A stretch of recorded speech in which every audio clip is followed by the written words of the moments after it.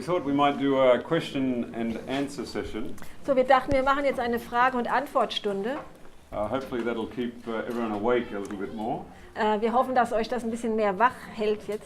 But it depends on what questions you ask Es hängt natürlich davon ab, welche Fragen ihr stellt. as to how awake you will stay. Das hängt davon ab, wie wach ihr bleibt. So Ja. you will be the judges. So, ihr seid die Richter jetzt. You have a question. A comment. Du musst übersetzen. Achso. At the end of your presentation about the cross. Also am Ende, let me translate. Am Ende deiner Präsentation über das Kreuz. You know how you said, can you watch me with me for an hour, thinking about Christ's suffering? Yes. Ja, und wir denken über das Leiden am Kreuz nach.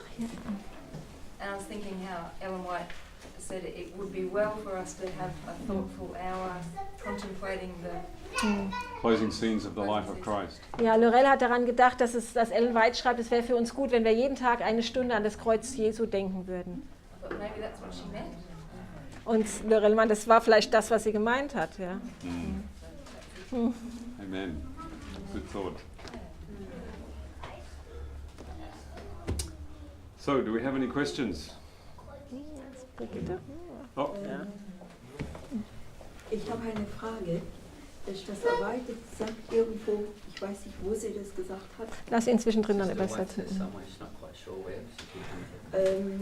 dass wir, wenn wir sündigen, When we sin, wir jedes Mal Jesus aufs Neue kreuzigen. that every time we sin, we crucify the Son of God afresh. Ich glaube, das ist dasselbe, was du heute gesagt hast. Und das hat Daily, mich he suffers. irgendwie bewegt. we'll find you the quote. Er sucht dir gerade das Zitat raus. This is in Signs of the Times, Das ist in der Zeitschrift Zeichen der Zeit January 28, am 28. Januar 1903. 1903. So Ellen White quotes, and they also which pierced him. Also Ellen White zitiert diesen Vers, die ihn gekreuzigt haben. Which is from Revelation. Das ist, steht in der And Offenbarung. then she says this: Dann sagt sie das. these words apply not only to men who pierced Christ, Diese Worte beziehen sich nicht nur auf die Menschen, oder auf die Männer, die Jesus damals durchstochen haben, when he hung upon the cross of Calvary, als er auf dem Kreuz auf Golgatha hing, but to those who by evil speaking and wrongdoing sondern diejenigen, die durch schlecht reden und durch falsches Handeln are piercing him today. ihn heute durchstechen. Daily he suffers the agonies of the crucifixion. Täglich erleidet er die Leiden der Kreuzigung. Daily men and women are piercing him by dishonoring him. Jeden Tag entehren und durchstechen ihn Männer und Frauen, ja, indem sie ihn entehren und ihm nicht gehorchen. By refusing to do his will. Ja, indem sie es ablehnen, es seinen Willen zu tun. So she says this is the agony of the cross. Und das ist der Schmerz des Kreuzes. Jedes Abweichen vom Recht, jede grausame Tat, jedes Versagen bereitet Gott Kummer. Als sich Israel von Gott abwandte und Unglück über das Volk hereinbrach, heißt es von Gott, da konnte er ihr Elend nicht länger ertragen. Richter 10, Vers 16. Und an anderer Stelle, denn wenn sie in Bedrängnis waren, litt auch er. Immer wieder ist sein Engel zu ihnen gekommen und hat sie gerettet. Jesaja 63, 9. Wie die gesamte Schöpfung leidet und unter Qualen auf ihre Neugeburt wartet, gemäß Römer 8, 22, so leidet auch Gott selbst im Herzen mit an der Sünde und ihren schrecklichen Auswirkungen. Ich kann immer nicht verstehen, wie ist es möglich, wenn ich sündige, warum kreuzige ich Jesus wieder aufs Neue? Es ist doch alles geschehen am Kreuz. He's already died on the cross. Your question is, Ist das deine Frage Ja, jetzt? Oder ja, hast du- ich möchte es noch besser verstehen können. She's still trying to understand that principle, so she's still asking that question at present. How am I crucifying him now? so the crucifixion of the flesh Die Kreuzigung des Fleisches, happened 2000 years ago. die geschah vor 2000 Jahren. And this happened once. Und das ist nur ein einziges Mal geschehen. But the agonies of being crucified Aber dieser Schmerz und die Qualen davon, gekreuzigt zu werden, in the spirit im Geist, is happening over the whole 6,000 years. das geschieht die ganzen 6000 Jahre lang. And it's not hard to understand. Das ist gar nicht so schwer zu verstehen. When your children are in pain, Wenn deine Kinder Schmerzen haben, you have pain. dann fühlst du diesen Schmerz auch. This is his suffering. Das ist sein Leiden. His children are in pain. Seine Kinder, die sind in Schmerzen und in So- Leiden. He's in agony for his children. Ja, und da leidet er für seine Kinder. So it's crucifixion of spirit. Das ist eigentlich die Kreuzigung im Geist. And this is fitting in with the divine pattern. Und das passt dann auch in das göttliche Muster. The crucifixion of the flesh is a channel Die Kreuzigung des Fleisches ist nur ein Kanal, to understand the spiritual suffering. um diesen geistlichen Kummer zu verstehen. And as Jutta just read in education, Und wie ich jetzt gerade gelesen habe in Erziehung, the cross is a revelation to our dull senses das Kreuz ist nur eine Offenbarung für unsere dumpfen Sinne, of the suffering of God from when sin began. über die Leiden, die Gott schon erleidet seit Anfang, seit die Sünde überhaupt Eingang gefunden So hat. it's visible, invisible. Es ist wieder dieses sichtbar-unsichtbar Prinzip. Sorry, there's a question here. Und da hinten ist noch eine andere.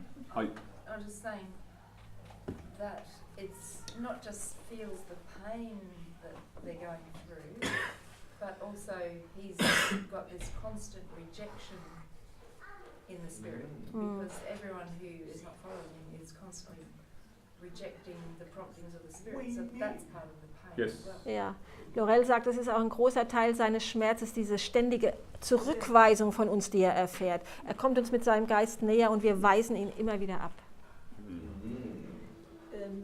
Adrian, jetzt kann ich auch verstehen, Yeah, I can wo es understand. heißt, das habe ich nie so richtig verstanden. Er war das geschlachtete Lamm vor Anbeginn der Welt. Now she understands the principle of Revelation 13. the lamb slain from the foundation of the world.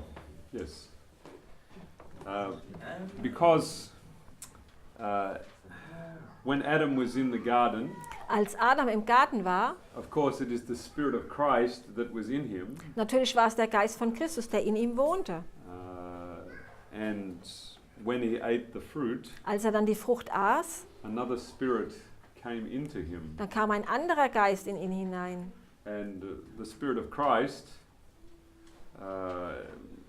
he has to stay Und der Geist von Christus muss trotzdem noch da bleiben, to give Adam life. um Adam überhaupt Leben zu geben. But the presence of another spirit Aber jetzt ist die Gegenwart von einem anderen Geist noch da. crucifies him. Das kreuzigt ihn quasi. And so in order to, this is what the sacrificial system is explaining. Das ist eigentlich das, was uns das Opfersystem erklärt.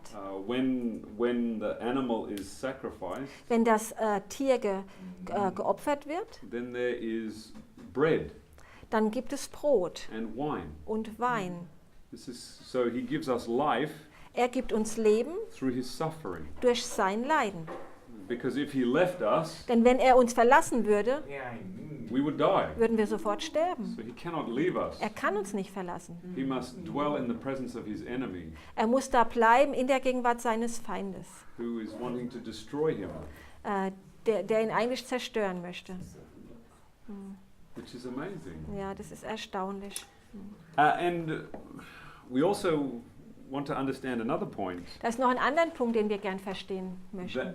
that some people think that when we accept Christ, Manche Leute denken, wenn wir einmal Christus annehmen, that we cease to cause him pain, dass wir dann aufhören, ihm Schmerz zu bereiten. except for when we may sin. Außer es sei denn, wir sündigen. But every day when we wake up, Aber jeden Tag, wenn wir aufwachen, he has to call us. muss er uns erst wieder rufen. He has to overcome our flesh. Er muss erst wieder unser Fleisch überwinden. And we are still causing him suffering Auch wir verursachen ihm immer noch Leiden. every day Jeden Tag. because we don't realize how much we are resisting him. Es ist uns gar nicht bewusst, wie sehr wir ihm widerstehen. But for the joy that was set before him, Aber für die Freude, die vor ihm ist, he endured the cross. deswegen jetzt fällt mir gerade, erleidet er das alles und ist geduldig. And this is why there was a daily sacrifice morning and evening every day, Deswegen war immer ein Morgen- und ein Abendopfer, jeden Tag. because Israel was still causing suffering to Christ. Weil Israel auch immer noch Christus Leiden bereitet hat. It wasn't, oh, just in case somebody sins today. Es ist nicht nur so, dass für den Fall, dass jemand heute sündigen könnte, It's because he is reaching out to us. weil er sich nach uns ausstreckt. Because there is no one who seeks after God. Weil da ist kein einziger, der nach Gott sucht. It is him seeking after us. Es ist immer er, der nach uns sucht. And he has to overcome our rejection of him. Und er muss erstmal unsere Ablehnung überwinden. Did we have a question here? Haben wir hier eine Frage? Als Jesus auf dem See war mit seinen Jüngern While Christ was on the sea with his disciples. und der Sturm aufzog, war das bei allen oder nur bei deren Jüngern? When Christ was on the sea with his disciples, the storm that came up, was that just around the disciples or was the entire lake subject to a storm? I think it was the whole lake. Ich glaube schon, dass es der ganze See war. I might have to check. Müsste ich erst mal studieren. Where is it in the... There was two storms, two times this happened. Zweimal gab es ja einen Sturm. Good question. Gute Frage, Eddie. Bei Markus 4. Ah, Mark 5. 4, vor. 4. I was close.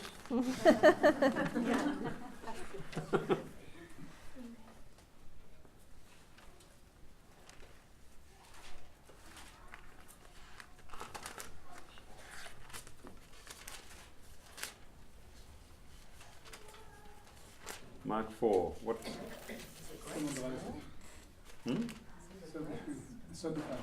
35? Super, Georg. Das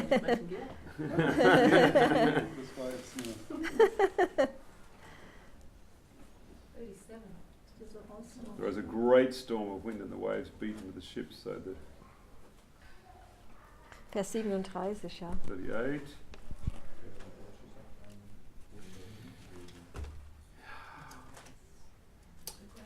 It doesn't say. Ja, da steht es nicht genau, wo da der Sturm war. We would imagine that it was the whole lake because there was a wind, but Wir würden uns schon vorstellen, dass es der ganze See war. Bei uns steht ein Windwirbel. Hm? Bei uns steht ein Windwirbel. Okay. In the German, it's written like a whirlwind.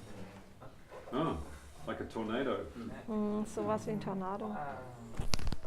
It's interesting though that in Isaiah 8 it says that because their thoughts were storming, God gave them something to think about. So whether it is just a cell. Yeah, well, that's what I was wondering. That's why I didn't say it was the whole lake. Also es steht auch im Leben Jesu, Eddie, dass es so war, dass sie in ihren Gedanken sowieso sie hatten sehr stürmische Gedanken. Sie waren ein bisschen aufgeregt, weil manches nicht so gelaufen ist, wie sie wollten. Und deswegen hat Gott es zugelassen, weil er dachte, er gibt ihnen jetzt mal ein anderes Problem, damit sie von ihren Gedanken abgelenkt werden können. Deswegen kann es sein, dass es vielleicht doch nicht der ganze See war, aber wir wissen es nicht. Steht nirgendwo. So I have to study more on that one. Also da müssen wir mehr drüber studieren. You make me study now. Ja, du bringst mich jetzt zum Studium, Eddie. Good. So,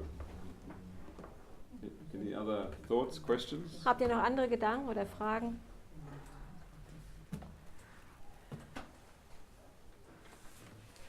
Ich möchte nochmal auf zurückkommen, Gott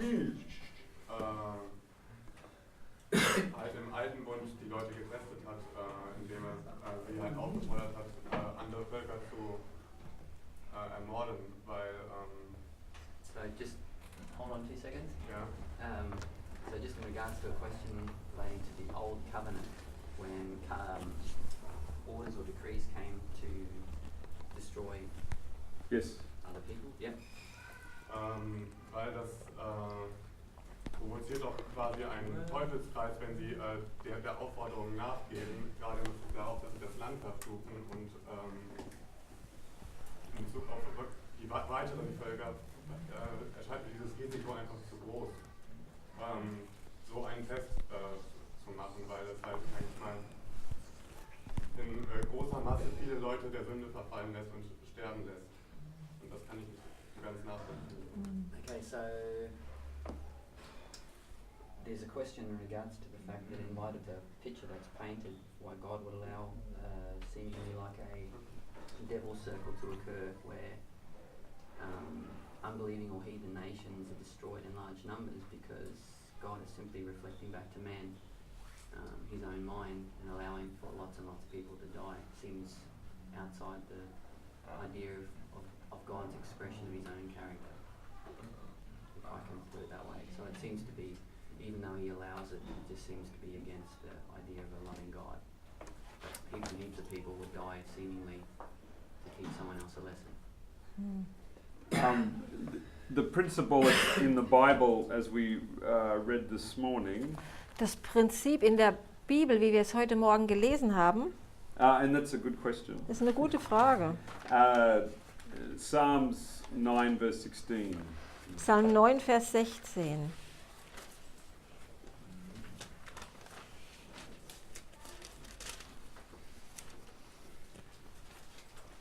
It says, "The Lord is known by the judgment which he executes. The wicked is snared in the work of his own hand."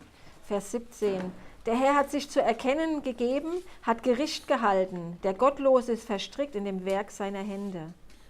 So this is not something that God is doing to them. Das ist nicht etwas, was Gott ihnen tut. It says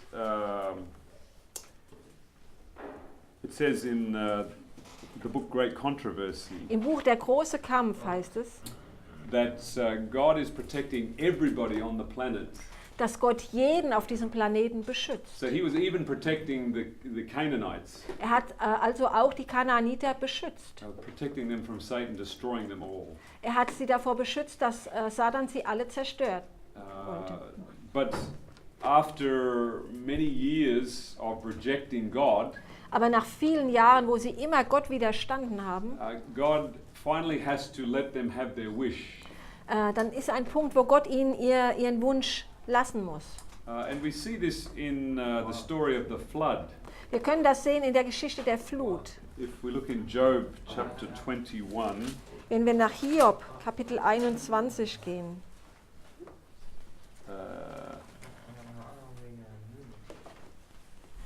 21, I think.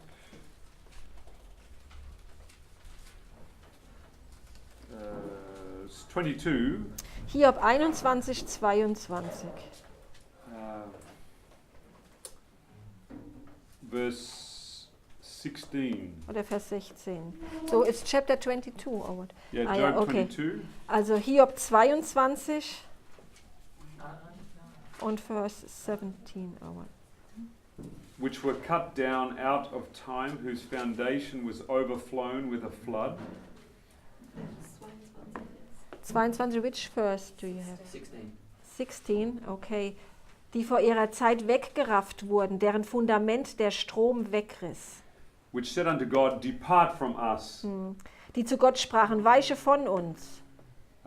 Und was kann der Allmächtige einem schon tun? Ja, Ja. also, Yet he filled their houses with good things, but the counsel of the wicked is far from me. Und er hatte doch ihre Häuser mit Gutem gefüllt, doch der Rat der Gottlosen sei fern von mir.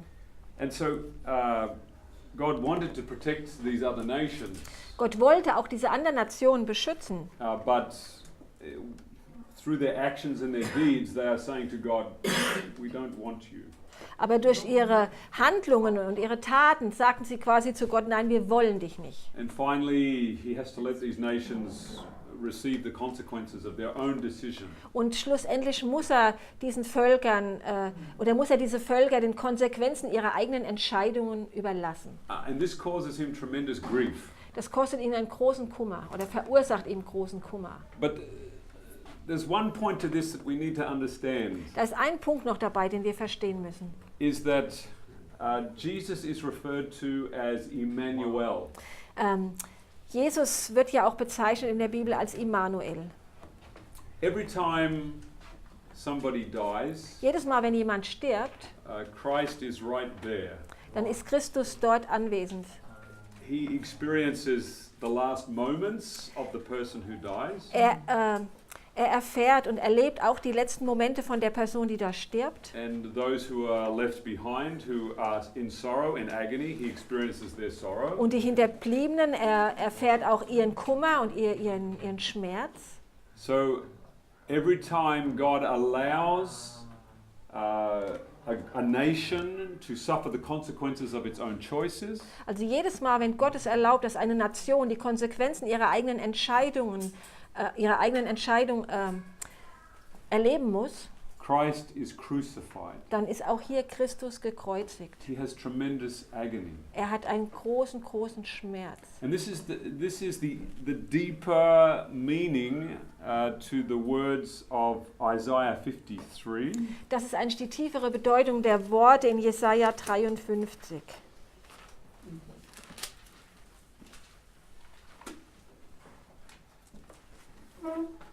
Verse 4. Vers 4. Surely he hath borne our griefs and carried our sorrows, yet we did esteem him smitten of God and afflicted. Sorry, I need to see. Again, Jesaja 53. 53. Ja. Verse 4. Okay. Surely. Ja. Fürwahr, er hat unsere Krankheit getragen und unsere Schmerzen auf sich geladen. Wir aber hielten ihn für bestraft, von Gott geschlagen und niedergebeugt. So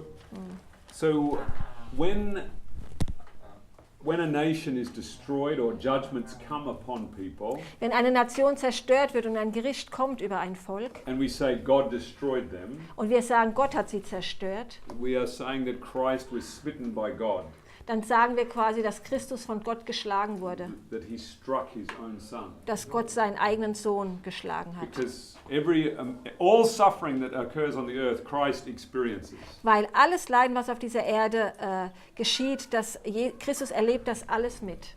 And this is a tremendous sorrow for our Father in heaven. Und das ist ein großer Kummer für unseren himmlischen Vater. The sorrow that God goes through when he has to let a nation receive the consequences of its choices. Der Kummer, durch den Gott geht, wenn er erlaubt, dass eine Nation die Folgen ihrer Entscheidungen tragen muss, Is revealed to us in Matthew 23. wird uns in Matthäus 23 offenbart.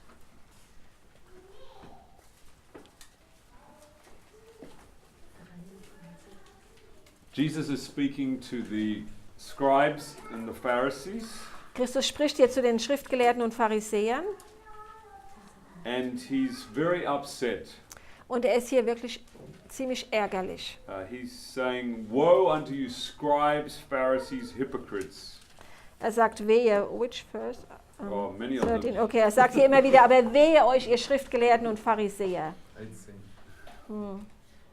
But at the end of the chapter, Am Ende des Kapitels aber, verse 37, Vers 37, it says, "O Jerusalem, Jerusalem, thou that killest the prophets and stones them which are sent to you, how often would I have gathered thy children together, even as a hen gathers her chickens under her wings, but you would not."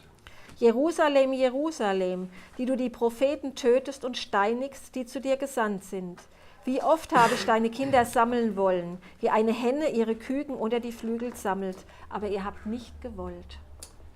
And when he was overlooking Jerusalem Und wenn er so über Jerusalem geschaut hat, just before he died, kurz bevor er starb, it says that he wept.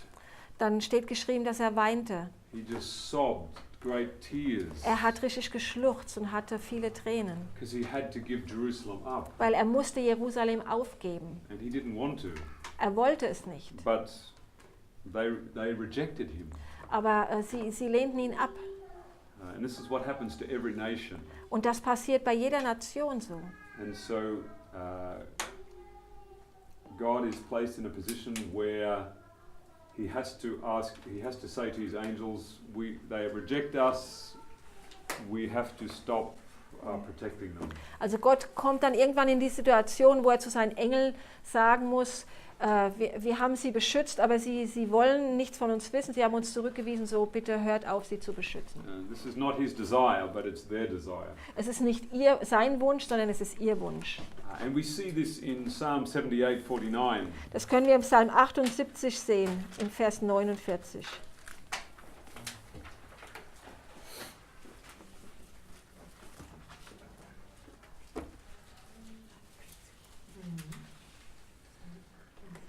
And in the English, it's, of course, you read this in the Old Covenant, it sounds strange, but when you understand the Hebrew, it makes sense. It says, he cast upon them the fierceness of his anger, wrath, and indignation and trouble by sending evil angels among them. Als er gegen sie die Glut seines Zornes entsandte, Wut und Grimm und Drangsal, eine ausgesandte Schar verderbenbringender Engel oder im Englischen böser Engel. So, this is something that Cain would say, oh, you're sending evil angels on me. Das ist etwas, was Kain sagen würde, du sendest mir böse Engel. But the word in Hebrew can also mean to release. Aber das Wort, was hier mit Entsandte übersetzt ist, kann im Hebräischen auch heißen, er ließ sie los, er entließ sie. And the word anger can be translated as grief. Und das Wort, was hier mit Wut und Grimm übersetzt ist, kann auch bedeuten Kummer. So it's just as easy to translate this, God in his great sorrow and grief Es kann also auch so übersetzt werden, Gott in seinem großen Kummer released Satan and his angels. ließ Satan und seine Engel los. And this causes him great sorrow. Because the word for anger is up, Das Wort für die Glut seines Zorns hier ist ab. and it simply means rapid breathing in the nose. Das bedeutet eigentlich nur schnelles Atmen durch die Nase. And that can be from anger or grief. Das kann entweder von Kummer und Leid geschehen oder durch Wut und Zorn. The context determines how to interpret. So, der Zusammenhang entscheidet halt, wie das interpretiert wird. So hopefully that answers the question. Ich hoffe, das hat die Frage einigermaßen beantwortet. Dazu. Das bedeutet ja, das ist ja nur eine Präsentation dessen, was da vorher gelaufen ist. Wer übersetzt? Kannst du es nochmal sagen? Das ist ja nur eine Präsentation dessen, was dann vorher gelaufen ist.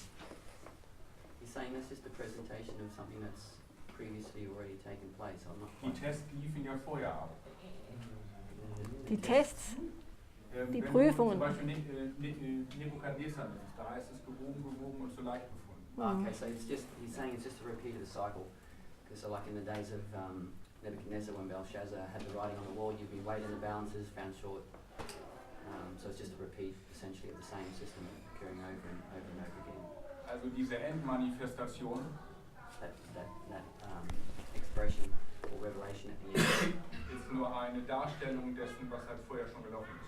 is just a visible manifestation, something that has Es ist taken also- place already in the previous history as Es revelation. ist also nicht dafür da, um Leute in eine Sackgasse zu führen oder sie zu täuschen. So it's not intended to lead people down the wrong path, it's just literally just a manifestation that clears or verifies something that is constantly taking place. And I'm assuming what he's saying is just between, like in different heathen nations, that same process is taking place. Yes. That rejection and consequence. Yes. And in some places it becomes very visible. Yes. Ihr böser Charakter wird halt vor allem präsentiert. Their character, their character becomes manifest to everyone else as to what's going on. Yes. So if you look at the Canaanites, Wenn ihr euch die Kanaaniter anschaut and the Egyptians, oder die Ägypter, we see in Leviticus 18 sehen wir in 3. Mose 18.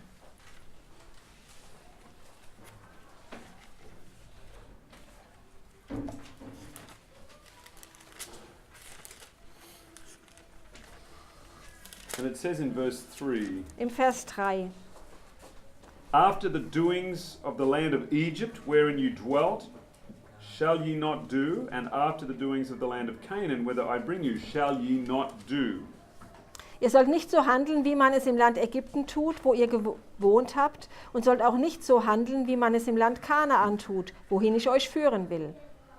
And then the rest of this chapter, it speaks about the practice of incest, of adultery, of homosexuality, of all these Und der things. Rest von diesem Kapitel spricht es dann über Inzest, Homosexualität und all diese Sünden. And this is what Egypt and Canaan were doing. Das war das, was die Ägypter und die Kanaaniter taten. And it says in verse 25, Im Vers 25, that the land is defiled, therefore do I visit the iniquity thereof upon it, and the land itself vomiteth out her inhabitants. und dadurch ist das Land verunreinigt worden, und ich suchte ihre Schuld an ihm heim, sodass das Land seine Einwohner ausspeit, ausbricht. So these plagues that came upon Egypt, Die Plagen, die über Ägypten kamen, they were coming because of the practices of the Egyptians. die kamen wegen dem, was die Ägypter praktiziert hatten. And God wanted to stop this from, he wanted to stop the plagues from happening.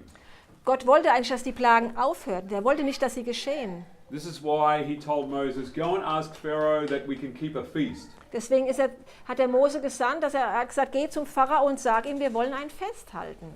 Because as I explain in some of the booklets there, Wie ich erklärt habe in einem von diesen Booklets, einem von diesen Broschüren dort, when God's people keep the Sabbath and the feast, wenn Gottes Volk den Sabbat hält und die Feste, it brings a spirit of peace onto the earth. dann bringt es einen Geist des Friedens auf die Erde. And this would have held off the plagues. Und das hätte die Plagen aufgehalten. But when Pharaoh refused, Aber als der Pharao das abgelehnt hat, God had to allow the plagues to take place. musste Gott den Plagen erlauben, dass sie stattfanden. And so we see all of these practices listed here, that all the nations, all the Western nations I know of, they are practicing all these things. Und all diese Praktiken, die hier aufgelistet sind, wir sehen, dass jetzt die ganzen westlichen Nationen diese Dinge auch praktizieren. Many of the leaders of the world are involved in things like Pizzagate. It's a big pedophilia ring by all the leaders in the world. Give me some time to translate. Also wir sehen, dass viele führende Männer oder politische Führer in der Welt sind involviert in Praktiken wie Pizzagate, also das ist ein großer pädophilen Ring, und in all solche Praktiken stecken die drin. So the earth is going to respond. Und die Erde wird da irgendwie drauf reagieren. And it's called judgments of God. Und es wird dann genannt, es ist ein Gericht Gottes. But God has nothing to do with it. Aber Gott hat da gar nichts mit zu tun. Except he lets it happen. Außer dass er es zulässt. He doesn't stop it. Er verhindert es nicht. But he tells us in the Word of God, Aber im Wort Gottes sagt er uns, don't do these things. tut solche Dinge nicht. They will destroy you. Die werden euch zerstören. So if we ignore this, Wenn wir das ignorieren, like in both your country and mine, so zum Beispiel in eurem Land und auch in meinem, we legislate gay marriage, wir haben jetzt die Gay-Ehe quasi legalisiert, ja, there is a consequence. da wird es eine Konsequenz God's geben. protection has to be pushed off. Gottes Schutz ist weggestoßen worden. And I've certainly noticed it in our country. Auf jeden Fall habe ich das in unserem Land gemerkt. But it's just my testimony. Das ist mein eigenes Zeugnis. Ja. Adrian, just in connection with that question, das langsam ist es auch gesetzt. In regards to talking about the judgments of God, Wenn wir über die Gerichte Gottes sprechen, is there a connection as well with all the stories that show how men were sent with light to those heathen nations, like the story of Jonah, that demonstrate the character of God in wanting to save them before the cup of iniquity is full? Also wenn ich es jetzt richtig verstanden habe, war es dann so, dass Gott zu all diesen Nationen Missionare gesandt hat, die ihnen das Licht gebracht haben? Joseph was sent to Egypt. Ja, zum Beispiel, wo Josef ist nach Ägypten gesandt Daniel to worden, Babylon. Daniel ist nach Babylon gesandt worden, eigentlich um das Licht dahin zu bringen und um das Unheil noch zu verhüten, Chance. um ihnen noch eine Chance zu geben, Lot. Gott zu erkennen. So wie Lot went to Sodom. Ja, Lot in Sodom, so wie genau. Jona nach Ninive. Was he sent? Jona nach Ninive, genau. He was there. Jona ist nach Ninive gesandt worden und er hat Erfolg gehabt, sozusagen. Ja, Jonah in Jonah was sent to Nineveh and he had success. Yes. Ja, Daniel had success with Nebuchadnezzar. Und Daniel hatte ja auch Erfolg mit Nebukadnezar.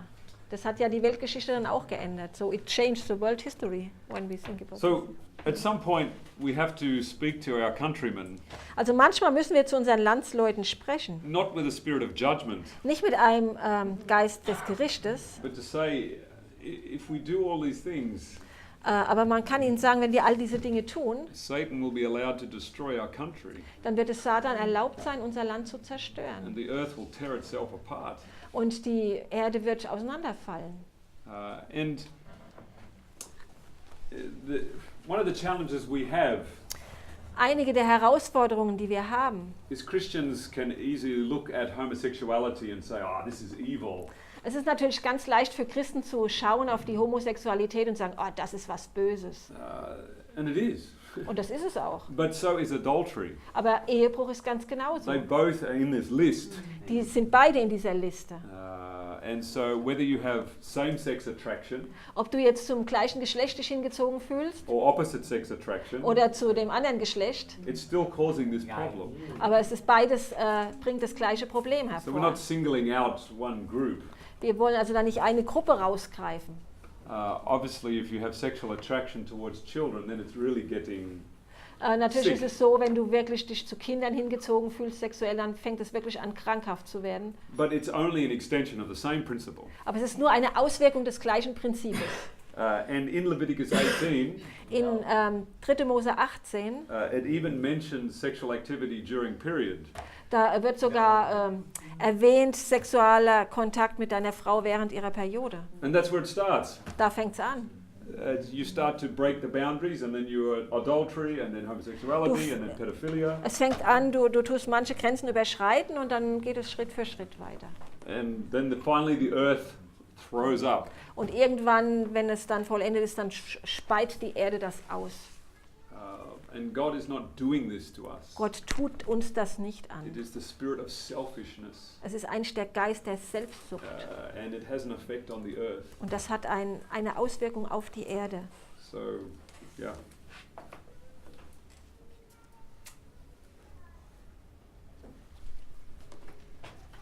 Ich würde so gerne die Einnahme von Jericho durch Josua und die Israeliten im Licht des ersten und dem zweiten Bundesmahl erklärt bekommen von dir. I'd like to get explained the story of Joshua and Jericho in connection with the Old and New Covenant. Good question. Gute Frage. So, Joshua.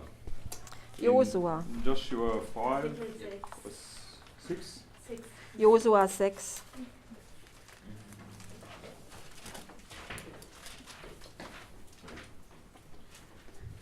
So,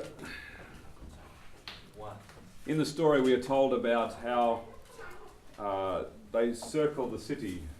In dieser Geschichte wird uns erzählt, wie sie die Stadt umrundet haben, umzingelt hatten. And they do this for 7 days. Das haben sie, und sie sind 7 Mal herumgelaufen. Now, obviously, within these 7 days, Natürlich innerhalb dieser 7 Tage the people of Jericho already had heard about the Israelites and what happened to Egypt. Natürlich hatten die Menschen, die in Jericho waren, bereits von den Israeliten gehört und auch sie wussten, was in Ägypten geschehen war. And we know the story of Rahab, Wir kennen auch die Geschichte von Rahab, who said, remember me, I believe in your God. die sagte, denkt an mich, ich glaube an euren Gott. They all might have had this opportunity to repent, Sie hätten ja alle die Möglichkeit gehabt zu bereuen, but they didn't. aber das haben sie nicht getan. And when they shouted with a great shout, Als sie dann diese mit der Posaune geblasen haben oder sie haben laut geschrien, the walls came down. dann sind die Mauern eingefallen. And it says in the spirit of prophecy that the angels of God actually knocked them down. Und es steht sogar im Geist der Weissagung, dass die Engel Gottes diese Mauern niedergerissen haben. And some people think that, well, if the angels are knocking down the walls, there must have been people on the walls and they were killed. Dann manche sagen dann, ja, wenn die Engel die Mauern eingerissen haben, da gab es bestimmt Menschen, die auf der Mauer standen und Engel haben dann diese Menschen getötet. But the Bible says that Joshua killed them all. Aber die Bibel sagt, dass Josua sie alle getötet hat. And it says in verse 21, Im Vers 21. and they utterly destroyed all that were in the city.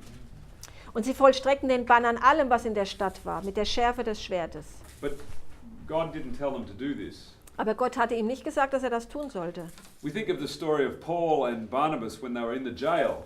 Wenn wir da an Paul und Barnabas denken, wie sie im Gefängnis waren, And there was a great earthquake and all the walls fell down. da gab es auch ein großes Erdbeben und die Mauern sind einfach eingefallen. And Paul said, we're all here. Und Paulus hat gesagt, wir sind alle noch hier. And it gave them an opportunity to preach the gospel. Es gab ihnen eine Gelegenheit, das Evangelium zu predigen. Rather than use the physical sword, they could have taken the word of God and preached to them.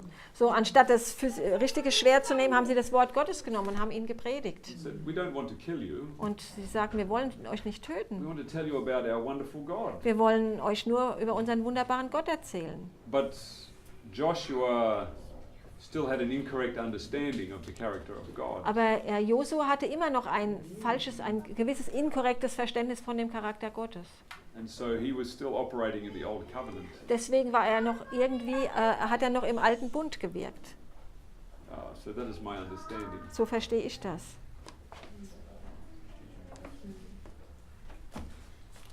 Für mich war das Schwierige in Vers 21, Difficulty for me in verse 21. dass gesprochen wird und Josua und die Männer vollstreckten den Bann. Es ist, als ob tatsächlich ein Bann von Gott gegeben über Jericho und die Bewohner war. Ban, kind of a, maybe a kind of a curse, Oder kind of a ban, ja, a ban. In Vers 21. bei mir steht im Deutschen Bann. Ja, in der Schlacht bei mir auch. Vollstreckten den Bann. Ja, a ban. Okay, bei uns sagt es, und zerstörten sie alle, Mann, Frauen, also es spricht nicht von Bann. Okay, so the question is, in her text it says, and essentially they fulfilled the decree and destroyed men, women and children, everything, which it doesn't say in the English, so I'm not too sure, I'd have to look at the... Yeah, it doesn't say that in English. No. Also im Englischen heißt es anders. That's why she's asking the question, because it would sound, and my brother here has got it the same, it says basically... Fulfilled the decree. Ja, also vollstrecken heißt ja, dass man etwas im Auftrag tut und Bann ist ja etwas, was irgendjemand über jemanden gelegt hat. Und da habe ich immer Gott, also Jahwe als Handelnden gesehen, der dann das Vollstrecken aufträgt und der auch vorher schon einen Bann ausgesprochen hat. Und dann bin ich natürlich im ersten Bund nach dem, was ich heute gehört habe. So she's just saying the way that she read that is obviously if you have a decree to destroy and they have fulfilled that, then obviously someone had to issue that decree. Yes. And that decree was intended to destroy. They've done what's been asked. And she's saying, so the way she's reading that text obviously is still in a covenant. So where did this decree come from? Woher kommt denn dann dieses Urteil oder dieser We Bann? look at Numbers chapter 21. Lass uns mal nach 4. Mose 21 kommen. Because in the old covenant, Weil im alten Bund, the decrees of God dann sind die Urteile Gottes, are a mirror of what is in the heart of man. es sind eigentlich nur ein Spiegel von dem, was in den Herzen der Menschen ist. And we see in chapter 21 that, well, we'll read the chapter. Ja, wir lesen das Kapitel 21, Verse 1. Vers 1. And when King Arad, the Canaanite which dwelt in the south, heard tell that Israel came by the way of the spies, then he fought against Israel and took some of them prisoners. Und als der Kanaaniter, der König von Arad, der im Negev wohnte, hörte, dass Israel auf dem Weg nach Atarim heranzog, kämpfte er gegen Israel und führte Gefangene von ihm weg. And Israel vowed a vow unto the Lord and said, If thou wilt indeed deliver this people into my hand, then I will utterly destroy their cities. Da legte Israel ein Gelübde ab vor dem Herrn und sprach, wenn du dieses Volk wirklich in meine Hand gibst, so will ich an ihren Städten den Bann vollstrecken. The German translation is again to fulfill the ban. It's again different to the... Oh, interesting. Yeah. Luther, so will ich ihre Städte verbannen. Ja, an ihren Städten den Bann vollstrecken. Ungefähr so ähnlich. Verbannen. Ja. Welcher Vers ist das jetzt? So Luther is different? Vers 2. Ja, It's bei mir almost steht similar. auch in der Luther den Bann vollstrecken. Ja. To execute the ban. 84 und 2009. Die hat das übernommen von der 84. Hast du auch? Bann vollstrecken ist die 84er Ja. und verbannen ist die 12er. And what is in verse 3? What does it say? And the Lord hearkened to the voice of Israel. Wie ist es im Vers 3? Und der Herr erhörte die Stimme Israels. Does it say that in German? Yes. So, who is commanding who? Wer tut jetzt wem was befehlen? Der Herr Gott. erhörte die Stimme Israels. God is hearkening to the voice of Israel. Gott erhörte die Stimme Israels. Ja. And he says, and delivered up the Canaanites. Und gab die Kanaaniter in ihre Hand. Er gab sie auf. Ja, er lieferte sie aus quasi. And by delivering them up, Indem er sie auslieferte, he is withdrawing the protection for the Canaanites. zieht er den Schutz von den Kanaanitern hinweg. But of course, Israel then kills them. Aber dann hat Israel sie getötet. And this process goes right back to Abraham, Dieser Prozess geht bis zurück zu Abraham. when he slaughtered the kings of Sodom and those Chedorlaomer and those who attacked Sodom. Als er diesen König Jedalama oder so getötet hat, die Sodom angegriffen haben. It's yeah even mentioned from Joshua. He said their protection. Their defense is departed from them. Josua hat ja selber gesagt, wir können sie überwinden, ihr Schutz ist von ihnen gewichen. Also er hat das Prinzip schon verstanden. Von den Heidenvölkern. Das Problem fängt ja hier im Vers 2 schon an. The problem starts in verse 2. Da heißt es gleich zu Beginn, da gelobte Israel den Herrn ein Gelübde. Und wo in der Bibel hat Gott je Israel gesagt, dass sie irgendein Gelübde geben sollen? Georg's saying that in that verse 2 it says that they made a vow to the Lord, and we would have to establish anywhere where the Lord actually encouraged Israel to make vows. Yeah, the text seems to indicate that Israel is the initiator of this. Also im Vers 2 sieht es so aus, als wenn Israel das alles selber quasi eingefädelt hat. Gott hatte nie von ihnen verlangt, dass sie Gelübde ihm ablegen. Ja, das weiß, das ist ein Vers in der Bibel auch, ne? Dass man Gott da nichts versprechen. Nee. That your yes be yes, that your No no be be no. no. Ja. Yeah. Ergänzend zu dem, was Georg gesagt hat, wo in Vers 2 was anfängt, nur da steht bei mir eben auch drin, oben, das wird sonst zu lang. Yep, danke. So just she's adding on to what Georg just said. Just that in her text it says something a little bit different. Ja, nein, es knüpft an Okay. dem, was Georg gesagt Connect. hat. Dann folgt nämlich auch, ich will an ihren Städten den Bann vollstrecken. Das ist in meiner Bibel wieder. Und in Vers 3 auch nochmal. Immer den Bann vollstrecken. Das heißt, ich habe es bis jetzt immer so verstanden, dass Israel sich schließlich entschlossen hat, Gott zu gehorchen, das Gelübde abzugeben. Wir nehmen also die Stadt ein, wie du es gesagt hast, und wir werden den Bann, den du über diese Menschen gelegt hast, für dich auch einlösen. Yeah. So in her understanding it was always the basis that because it keeps saying Bannvollstrecken, which is understood in the German context that I am fulfilling your request to destroy, is that because it's written that way, is that there's always that understanding in the natural thinking that the assumption is that extermination decree is automatically coming from God, and Israel simply consenting to the will of God and doing that which He has requested. Yes. Ich bin immer im ersten Bund dann. I'm always in the first Covenant. When I read this composition of words. This is why the life of Christ is such a shock.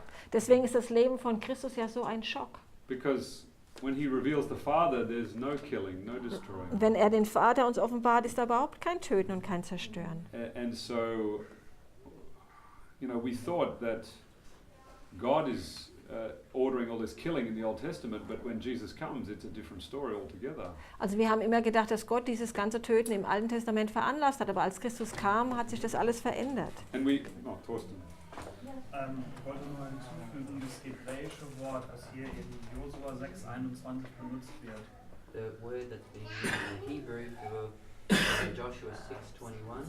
Was im Englischen übersetzt ist mit that they utterly destroyed, oder im Deutschen halt eben, mit Bann. dass es halt eben den Bann vollstreckt. Dieses Wort heißt einfach nur ausschließen oder absondern für religiöse Zwecke. So the word that we're using for destroy or utterly destroy, which in German is vollstrecken, this Bann, is just to basically to separate. Separate. To seclude. Yeah. Or use for separate for religious services. Also das heißt letztlich, das was wir im Englischen haben und im Deutschen haben, ist einfach nur, dass der Übersetzer sich gedacht hat, okay, wie kann ich das jetzt übersetzen? Und jemanden auszuschließen, ist halt eben kirchenhistorisch den Bann zu vollstrecken. Und deswegen hat er es im Deutschen so übersetzt. Und im Englischen halt eben, was haben sie gemacht? Sie haben sie halt zerstört, also hat der Übersetzer dann geschrieben, dass sie zerstört haben. Aber das heißt nicht, ist nicht die eigentliche Bedeutung des ursprünglichen Wortes. Okay, there's a question up here. Oh, you're going to translate first?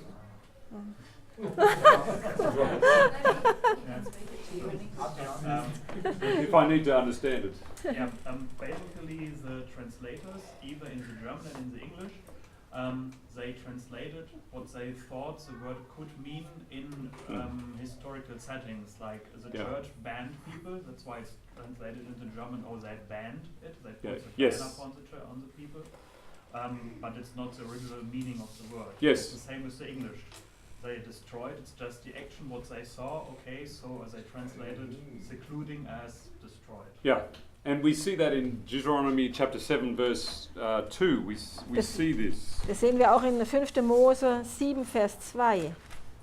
Where it talks about the ban, yes. 5. Mose 7 Vers 2, wo es über den Bann spricht.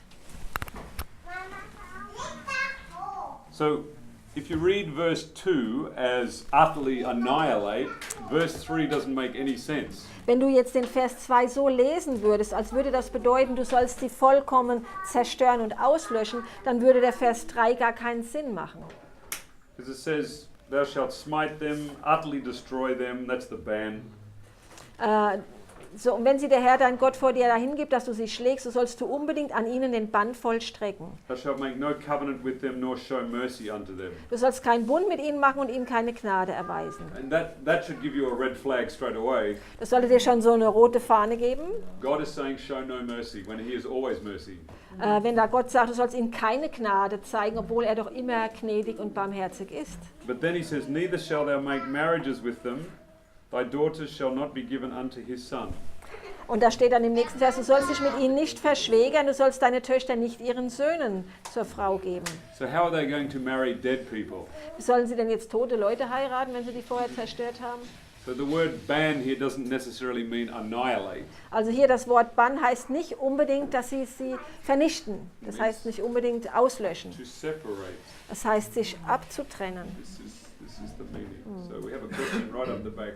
Ich wollte noch anmerken zu der Geschichte mit Jericho. In Vers 5, in Kapitel 6 von Josua, können wir lesen, was Gott sich vorgestellt hat, wie die Geschichte abläuft. Warte mal, lass Ruhm erstmal übersetzen. Joshua chapter 6 verse 5, so you just wanted to add it to that story for a second.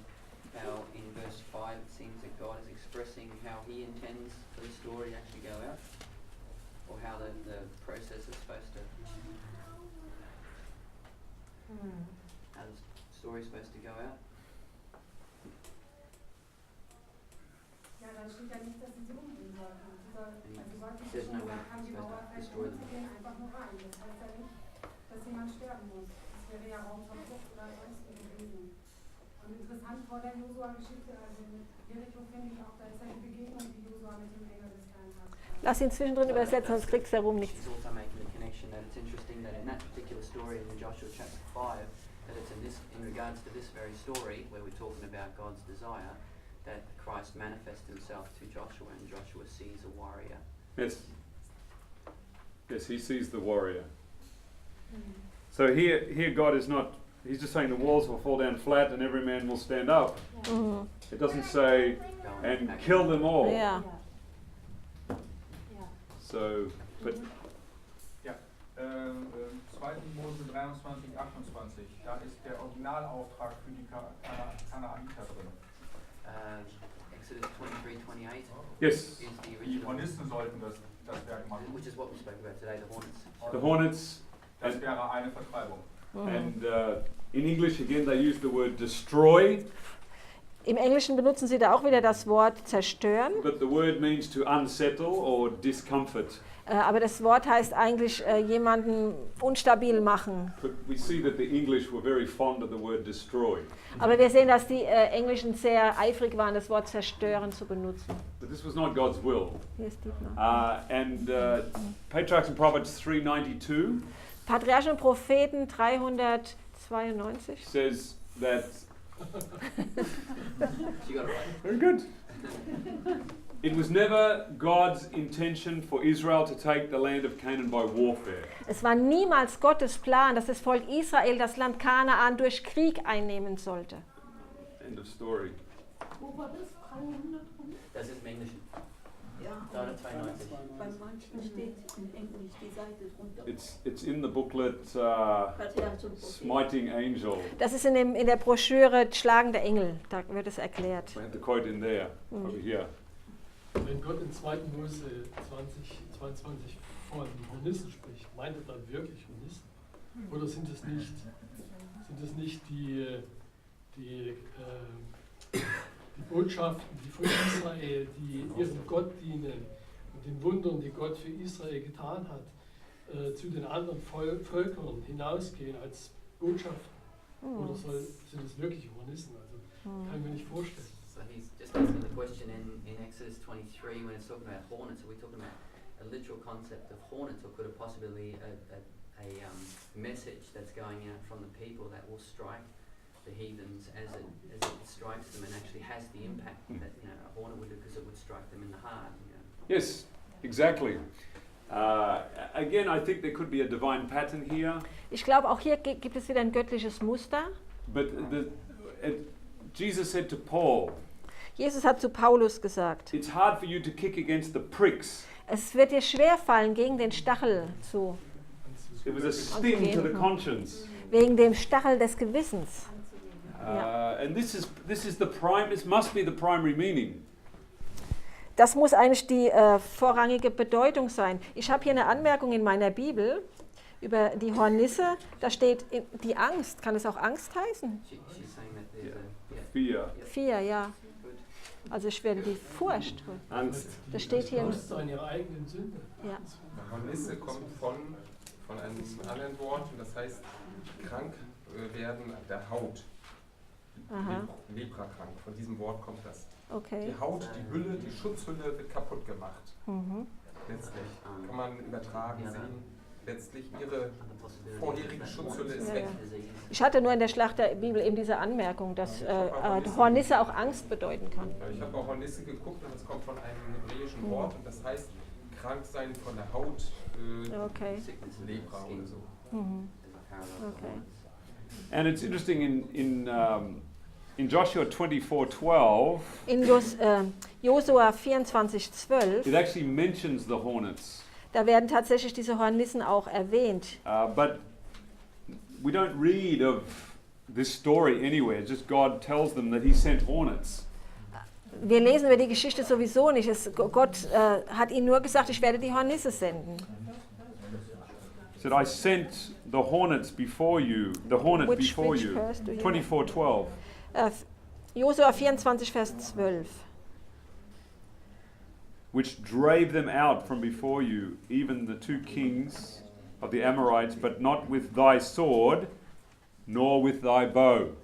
Und ich sandte Hornissen vor euch her, die trieben sie aus vor euch her, nämlich die beiden Könige der Amoriter, nicht durch dein Schwert und nicht durch deinen Bogen.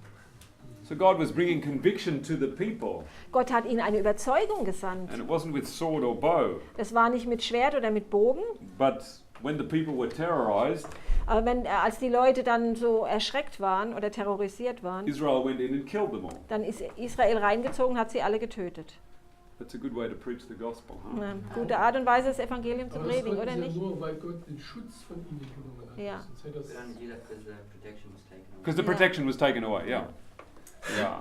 I think Brigitte had, and then Siglinde. Ich komme wieder zurück. Ich habe mich schon lange gemeldet und ich konnte mich dann nicht melden.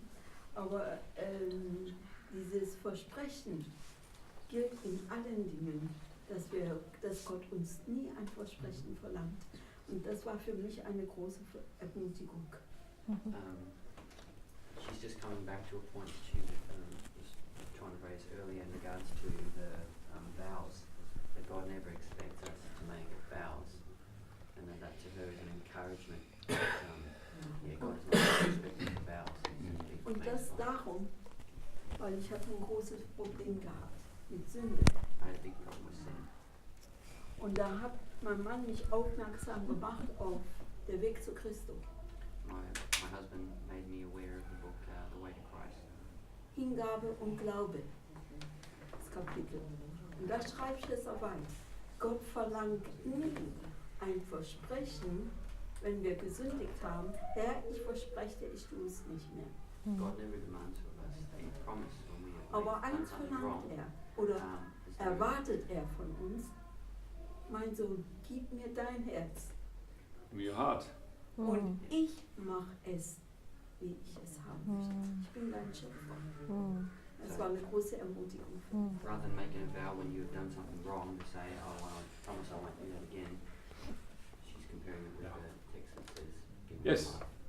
your heart. As Jesus said, so wie Jesus gesagt hat, when he was asked, als gefragt wurde, what shall we do that we may work the works of God? Als sie ihn fragen, was sollen wir tun, um die Werke Gottes zu wirken? Jesus said, believe on him whom God has sent. Er hat gesagt, glaubt an den Gott gesendet hat. This is our work. Das ist das Werk, das wir tun sollen. Ich komme jetzt nochmal zu Josua 24 zurück. 24,12. Bei mir steht da sowieso die 84er Luther-Ausgabe. Und ich sandte Angst und Schrecken vor euch her. Aha. Steht bei mir nicht Dornissen. Da steht Angst und Schrecken. So in Joshua 24:12, 12? or that's it actually says, I will send fear and not hornets. Ja. In German? Yes, in the Luther. Ja. Yes. Luther 84. Ich habe die 84. Was steht bei dir? 84er, ich sage Angst und Schrecken. Keine Und die 12er, ich sage Du hast 24,12. In English it says, and I sent the hornet before you. Im Englischen heißt es, ich sandte die Hornisse vor euch her. So,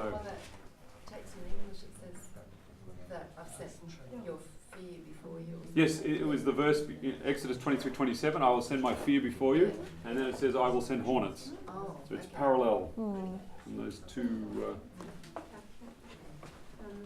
Ja, Adrian, wir haben jetzt bei Josua 6 besprochen, was die Aspekte des ersten Bundes sind, die Josua als Führer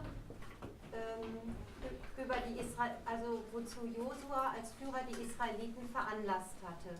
So we just spoken about Joshua chapter 6 and how Joshua in the Old Covenant has essentially led Israel into an understanding of the justice or righteousness of God through that Old Covenant experience. Wir haben auch, das wird eine etwas größere Frage, Ermutige bitte Adrian. Slightly bigger questions, so please be prepared. Wir haben auch herausgearbeitet, dass der Originalbefehl heißt es, Gott durch die Hornissen an den Bewohnern von Jericho etwas bewirken wollte. We've also learned that God was intending through the hornets to do something within this nation or within the city. Und um den zweiten Bund jetzt besser zu verstehen, To understand the new covenant better, hättest du eine Vision, wenn Josua im zweiten Bund den Auftrag Gottes erfüllt hätte, wie das abgelaufen wäre? have you got an idea in your mind how that picture would have looked if Joshua had fulfilled the demands of God in the new covenant? Yes, Isaiah 61. Ja, Jesaja 61.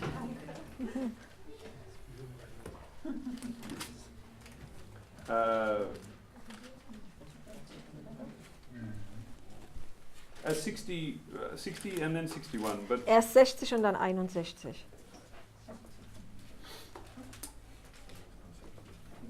Verse 1, Arise, shine, for thy light is come, and the glory of the Lord is risen upon thee. Mach dich auf, werde Licht, denn dein Licht kommt und die Herrlichkeit des Herrn geht auf über dir. For behold, the darkness shall cover the earth, and gross darkness the people, but the Lord shall arise upon thee, and his glory shall be seen upon thee.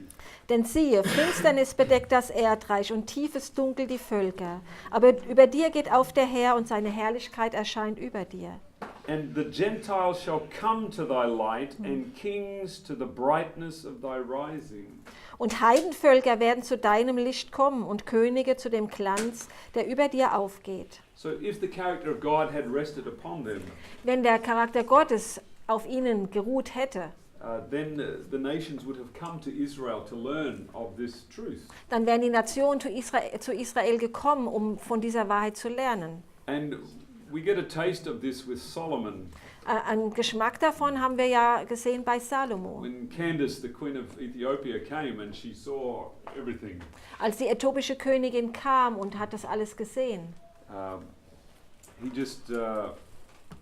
Solomon just seemed to lack on the seventh commandment, but Salomo hat ein Problem mit dem 7. Gebot, aber trotzdem. Hiskia von Babylon. Yes. But this was a small taste of what could have been if Israel had been faithful. Aber das war, hat man ein kleines Fenster und konnte sehen, was geschehen könnte, wenn Israel treu gewesen wäre. Yeah. So it's Isaiah 61-3. That's what God wanted for Israel.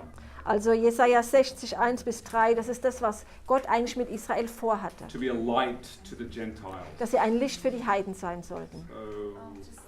Moses was shown that vision by the Lord. If you read, is it Patriarchs and Prophets? Moses was shown that vision of what it could have been, but then what it was to be.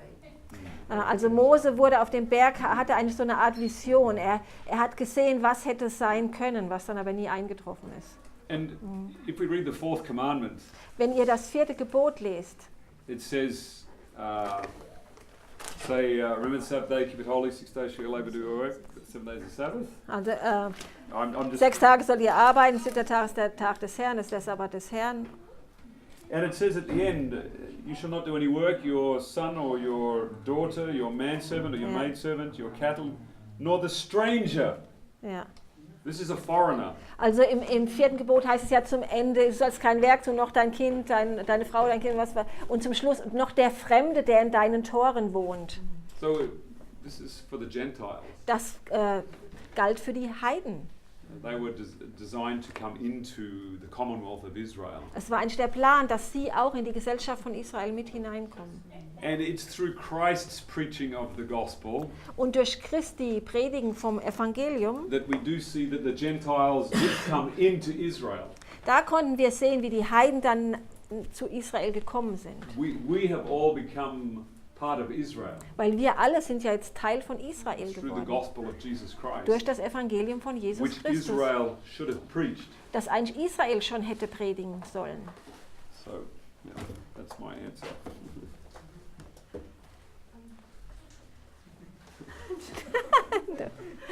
Kein Problem. Nochmal ganz praktisch. Just a practical question. Du bist Josua. You're Joshua. Du hast den Auftrag, mit den Posaunen und den Leuten um die Stadt zu ziehen, bis die Mauern fallen. You have a decree or an order to go and encircle the city and blow the trumpets until the walls fall down. Angenommen, es sind dabei keine Soldaten gestorben auf der Mauer. Alle leben noch. With the understanding that no soldiers died when the walls fell down. Und wie geht es dann weiter? Eine Stadt ohne Mauern, hier die Kanaaniter, da die Israeliten. Wie geht es im zweiten Bund dann weiter? You have the walls falling down, you have a city without walls, you have the Canaanites, you have the Israelites. How in the new covenant does this story then continue on? We see an example of this in the time of Elisha. In der Zeit von Elisa können wir ein Beispiel dafür sehen. When he brought the enemy soldiers into Samaria. Als die feindlichen Soldaten nach Samaria brachte. And the king says, "Will I kill them?" Und der König sagt, werde ich sie töten? And he said, "Feed them." Er hat gesagt, nein, gib ihnen zu essen. And send them home. Und schick sie wieder nach Hause. So we had a point up here. Ich habe da noch einen Kommentar zu. Wenn die eigentlich friedlich um die Städte in die Stadt ziehen sollten, They were supposed to move quietly or without force around the outside of the walls. wieso haben die am 7. Tag Waffen dabei? Why on the seventh day do they have weapons with them? Das Problem liegt anscheinend ganz woanders. Maybe the problem lies somewhere else. Weil die halt bewaffnet um die Stadt gezogen sind. Because they actually moved around the city with weapons. Without being told to do this. Ohne dass ihnen das geboten worden war, dass Das sie war Waffen. nicht der Plan gewesen. Das hat schon vorher angefangen. Ja. Wir hatten in der vorigen Woche ein kleines Studium über Richter gehabt. We had a little study in the previous week about the book of Judges. Und da ging es unter anderem auch um Gideon. Particularly in regards to the story of Gideon. Und Gideon war ein Mann, der sich in allem genau an das Wort Gottes gehalten hat. Gideon was someone who, in all of his doings, was trying to keep himself exactly to what the Lord had actually. An einer Stelle hat Gott gesagt, euer Heer ist noch zu stark, sonst könntet ihr sagen, ihr habt euch selbst gerettet. So at one point God had said to him, your army is still too big, needs to be smaller, otherwise you guys might take the credit for yourself. Und dann wurde das ganze Heer nach Hause geschickt, bis auf 300 Mann. And then the entire army was discharged essentially with the exception of 300 men. Und diese 300 Mann waren bewaffnet mit einem Krug, mit einer Fackel und mit einer Posaune. And these men were then armed with a trumpet, a jug and a torch. Und No sword. das Einzige, was sie tun sollten, war, And the only thing that they were supposed to do auf dem Berg on the mountain, ihr Licht leuchten lassen to shine their light und ihre Stimme hören lassen. and let their voices be heard. Und das hat in dem Heer der Amalekiter eine große Panik ausgelöst. And that manifestation, just the voices and the lights, brought fear to the even nations that they were encamped around. Und als dann das Heer geflohen ist, And then when those people fled, ist Israel hinterhergegangen oder hinterhergestürmt Israel followed them after that, und haben dann das ganze Heer umgebracht. and then they killed them all. Dafür gibt es nicht einen einzigen Auftrag Gottes. And nowhere in the scripture is anywhere recorded that God had actually instructed him to do that. Und auf das Beispiel, was Adrian vorher sagte, For the example that Adrian gave before that, von Elisa, Elisha, als diese Soldaten nach Hause gegangen sind, when those soldiers returned home who had been fed in Samaria, konnte es keine besseren Botschafter der Liebe Gottes geben als diese Männer. You couldn't find better messengers for the proclamation that God is alone God. Und das war Gottes Plan. That was God's plan. Yeah. And we add to that the fact that why was it that David was not able to build the house of God? Dazu können wir noch hinzufügen, warum war es David nicht möglich, das Haus Gottes zu bauen? He was a man of blood. Blut an den Händen. Ja, er hat zu viel Blut vergossen, ja. You cannot build my house. Du kannst mein Haus nicht bauen. And that brings us not to 9/11, Das bringt uns nicht zu 9/11, but 11:9. sondern zum 11.9, zu 11.9. Not Revelation. Isaiah 11:9, Jesaja as opposed to 11, Revelation 9:11. okay. Jesaja 11, Vers 9.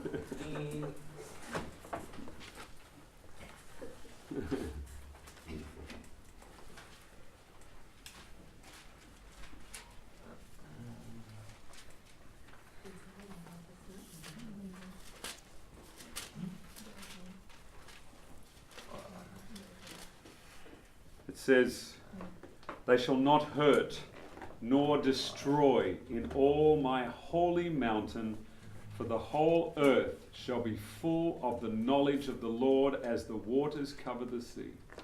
Sie werden nichts Böses tun, noch verderbt handeln auf dem ganzen Berg meines Heiligtums, denn die Erde wird erfüllt sein von der Erkenntnis des Herrn, wie die Wasser den Meeresgrund bedecken. And verse 10. Vers 10. And in that day there shall be a root of Jesse which shall stand for an ensign of the people, and it shall the Gentiles seek, and his rest shall be glorious. In that day. Und es wird geschehen an jenem Tag, da werden die Heidenvölker fragen nach dem Wurzelspross Isais, der als Banner für die Völker dasteht, und seine Ruhestätte wird Herrlichkeit sein. So there is no evidence to support that God commanded the killing of these people. Also es gibt keinen Beweis, der uns zeigt, dass Gott befohlen hat, diese Völker umzubringen. And I like to tell this story Ich mag gern diese Geschichte erzählen, because it just gives you an idea of how traumatic killing somebody is. Eine Geschichte möchte ich euch erzählen, um zu zeigen, wie dramatisch es tatsächlich ist, jemanden zu töten. When I was in my early 20s, Als ich in meinen frühen 20er Jahren war, driving in my car, bin ich mit meinem Auto gefahren and this small dog comes out at the last second. und da ist ein kleiner Hund auf einmal über die Straße gelaufen, in der letzten Sekunde. And I hit the dog. Und ich habe den Hund getroffen. And it had both of its back legs broken. Und seine beiden Hinterläufe waren gebrochen. And it's crawling around and yelping on the ground. Und es ist dann auf dem Boden rumgekrochen und hat gejault, dieser Hund. And I turned around and I came and I'm holding this dog. Und ich bin rumgedreht und hingegangen und habe diesen Hund gehalten. And I'm trying to find the owner. Ich habe versucht, den Besitzer zu finden. And then some people came and took the dog and I'm going to take it back to the owner. Und ein paar Leute kamen und haben den Hund genommen und haben ihn zu seinem Besitzer And I zurückgebracht. just went home and I cried and I cried. Und ich bin nach Hause gekommen und ich habe nur geheult. And this is just a dog. Da ging es nur um einen Hund. I mean, and you're supposed to kill people? Und hier geht es um Leute, die getötet werden sollten. Why did God make me to feel so emotional about hurting a dog? Warum bringt Gott mich dazu, so emotional zu werden, wenn ich einen Hund verletze? Maybe they say, well, you just have to toughen up, Adrian. Vielleicht sagen manche Leute, du musst schon ein bisschen härter werden, Adrian. But I don't want to. Aber möchte ich gar nicht. The weakness of God is stronger than the strength of men. Die Schwachheit Gottes ist stärker als die Stärke der Menschen. It takes courage to have vulnerability in a world that is so harsh. Es braucht schon Mut, um verletzlich zu bleiben in einer Welt, die so hart ist. So, I don't believe from everything we've studied that God is commanding the killing of all these people. Also ich persönlich glaube nicht von all dem, was wir studiert haben, dass Gott das Auslöschen dieser Nation befohlen hatte. And that gives me tremendous joy. Das gibt mir große Freude.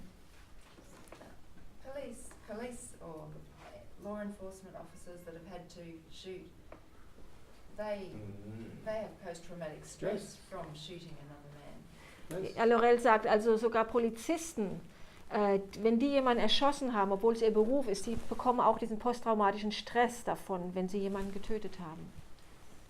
So, just when I was in America, Als ich in Amerika war, there was a man in the audience who was an ex-policeman. da war jemand, She tell you, cried for 20 minutes in the toilets. Did he? That's why he left. Yeah. You know, when you said, Yes. They say in the army, the hardest man to kill is the first one. also in der Armee wird gesagt, unter den Soldaten, der Schlimmste, den du töten musst, ist der Erste. When I said that, he got up. Und als Adrian das gesagt hat, da war jemand da im Publikum, der ist rausgegangen.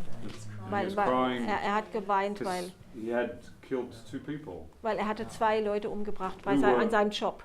Threatening harm. Und die sogar Schaden verursachen wollte. Also es war nicht direkt Mord, sondern... But it's still in the conscience. Aber es ist immer noch im Gewissen. A pastor in Serbia. Ein Prediger in Serbien. Adventist pastor who was just kicked out of the Adventist church. Ein adventistischer Prediger, der gerade ausgeschlossen worden ist oder rausgeschmissen aus der Kirche, aus der Gemeinde. A lovely man. Ein sehr, sehr liebevoller Mann. When he was studying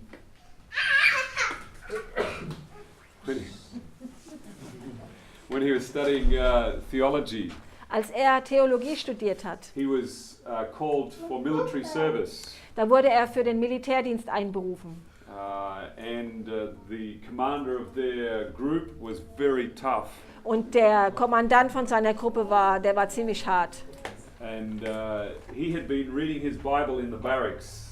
Und er hat in seinem Raum, in den Baracken, hat er seine Bibel gelesen. And the other soldiers had been beating him for reading his Bible. Und die anderen Soldaten haben ihn verprügelt, weil er seine Bibel gelesen And hat. the commander found out about it. Und dann hat es der Kommandant herausbekommen. He wanted to see him. Und er wollte ihn dann treffen, er wollte He ihn thought, sehen. I'm in big trouble now. Und er hat gesagt, jetzt werde ich ein großes Problem haben. And he went to the commander.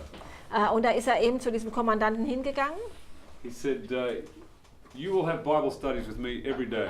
Er sagt, du wirst mit mir jeden Tag ein Bibelstudium haben. And he was shocked. Er war schockiert. And so he studied with him in the Bible. Und da hat er mit ihm zusammen die Bibel studiert. And at one point when he was talking about the love of God, Und an einem Punkt, als er über die Liebe Gottes gesprochen hat, this commander stood up. Ist dieser Kommandant aufgestanden. Tremendous conflict in his mind. Er hatte einen unglaublichen Konflikt in seinem Geist. He ripped off his shirt. Er hat sein Hemd aufgerissen. And in his back is all the knife marks and bullet marks, all on his back and under his arms, everywhere. Und überall waren Narben von Messern, von Kugeln, an den Seiten, hinten an seinem Rücken, überall waren da Narben. And all of the wars and guerrilla warfare that he had been involved in. Von all dem Krieg und den Guerilla-Kämpfen, in denen er involviert war. He'd slipped into people's houses and with his knife he'd killed whole families. Er hat sich in Häuser eingeschlichen und hat mit seinem Messer ganze Familien niedergemetzelt. And he said, "Can God forgive me for this?" Und er hat gesagt, kann Gott mir das vergeben? And then he just wept. Und dann hat er einfach nur geweint. And he said, "Of course he can forgive you." Und der hat gesagt, natürlich kann dir vergeben werden. And then 5 minutes later, 5 Minuten später, he said to him again, "Can God forgive me for this?" 5 Minuten später hat er gesagt, kann Gott mir das vergeben? He said, "Yes, he can." Und er hat gesagt, ja, das kann er. It was so hard for him to believe. Es war so schwer für ihn, das zu glauben. He was such a tortured man. Er war so ein gequälter Mann. So for many people who have done these things, für viele Menschen, die so etwas getan haben, to believe that God could forgive you, zu glauben, dass Gott ihnen vergeben kann, is only a miracle of God's grace. Das ist dann auch nur ein Wunder von Gottes Gnade.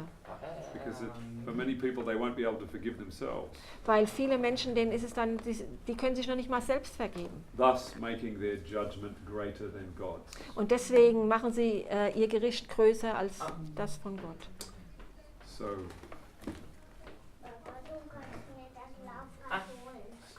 We've been going for over 2 hours. Yeah, not yet. 1 hour and a half. Yes. Oh, hour and a half. Mm. Rudi? Fällt mir ein Spruch ein. Stell dir vor, es ist Krieg und keiner geht hin. There's a phrase of saying, imagine if there was a war and no one went. Yeah. No one comes, no one participates. Yes. I think of the story in World War I. Ich denke an eine Geschichte im Ersten Weltkrieg, When the British and the Germans came out on Christmas Day and they played soccer together. als die Deutschen und die Engländer sich am Weihnachtstag getroffen haben und haben Fußball zusammengespielt. And they said, "We are Saxon. Wir sind alle Sachsen. We come from the same tribes. Wir kommen doch vom gleichen Stamm. Why are we fighting each other?" Warum tun wir uns gegenseitig bekämpfen? So, wenn ihr nicht gekämpft habt, wurden sie erschossen. If they wouldn't fight, they would be shot. yeah. So, Satan continues these divisions to divide people. Ja, Satan ist hart daran, zu arbeiten, um die Menschen zu entzweien. But if only we could believe in a God that doesn't kill people. Wenn wir nur daran glauben könnten, an einen Gott, der Menschen nicht tötet. One of the young men that works for us, Danny Brown. Einer, der für uns arbeitet, das ist der Danny Brown. He has done postgraduate study in political science. Er hat politische Wissenschaften studiert. He's talked about how nations have used the story of Israel. Er hat darüber gesprochen, wie die Nationen die Geschichten von Israel benutzt haben. To say that God is on their side to destroy their enemies. Und um dazu mit zu rechtfertigen und zu sagen, Gott ist auf unserer Seite, dass wir unsere Feinde zerstören. When America was in Iraq, als Amerika im Irak war, Donald Rumsfeld would send out Bible texts to the soldiers. Donald Trump? Donald Donald Rumsfeld. Der Rumsfeld, der hat Botschaften an die Bibelverse, Bibelverse an die Soldaten geschickt, um sie aufzubauen. To fight for God and the truth. Dass sie sagen, konnten wir kämpfen für Gott und für die Wahrheit. When I was in when I was at a camp meeting, a large Adventist camp meeting in North Carolina.